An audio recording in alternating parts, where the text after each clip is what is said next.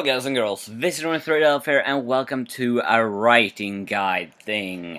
And with me I have Thomas Blah Blah, but he's basically just here in case I don't know what to say.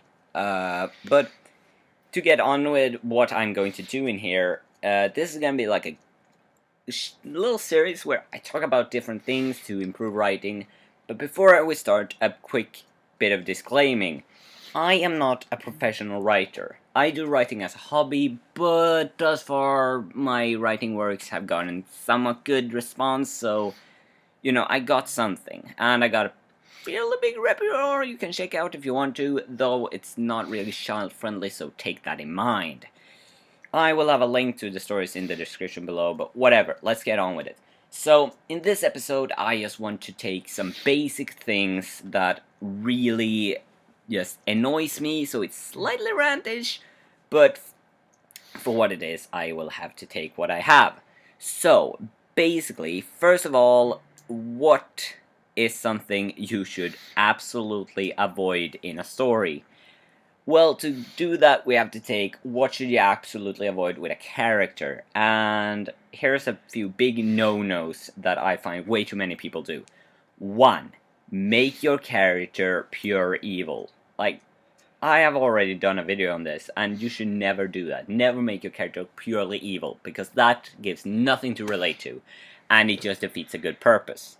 On second thing, don't make your character larger than something a human being can reflect on.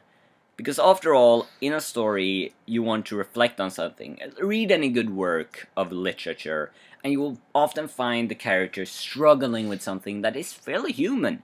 Even if a character is a god, they might, let's take an example on Greek mythology here.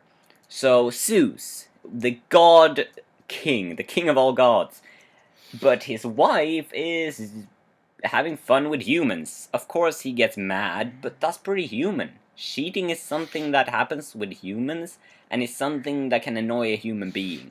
It's something that some people can relate to. So, this god can be related to a human. And yet he's so powerful that he can wipe out anyone he struggle with. But he's not powerful without a struggle.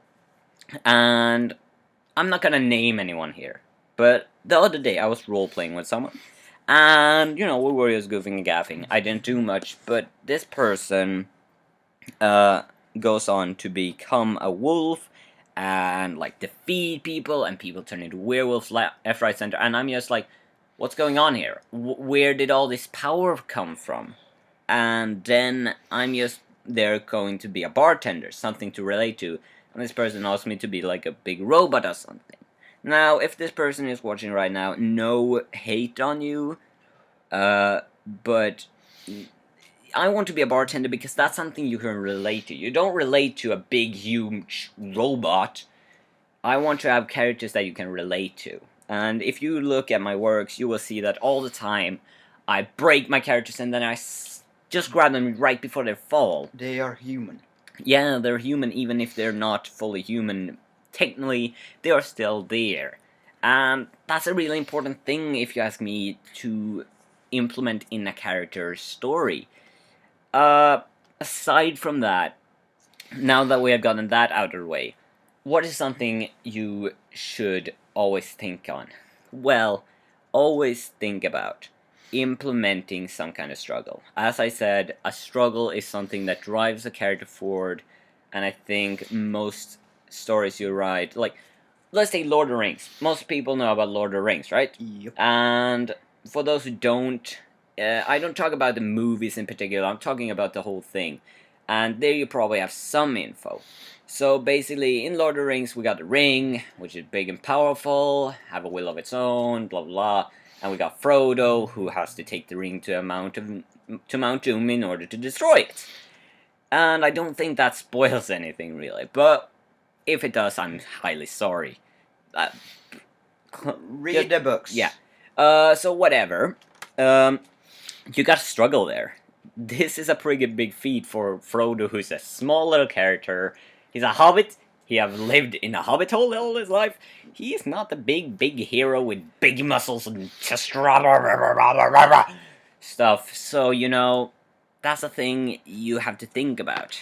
And he have a struggle. So, I think that's enough for now, actually. I have gone through some big no-nos and some tips. If you want more information on what I write, check out the link in the description below where you can read my stories. I think Thomas would recommend S1. Yep, I recommend all of them. Particular S1 probably. But with that out of the way, I want to say thank you to Rosemary Arts for making the picture for this series. I love it. And yeah, with that said and done, I want to say all thanks for watching. Next time, I think I will talk about character and how you make a good character in the beginning. So until then, I hope you all enjoy. Leave a like if you liked it. Tell me what you want to know about writing. And stay happy, subscribe for Close and Majestic, and until next time, see ya!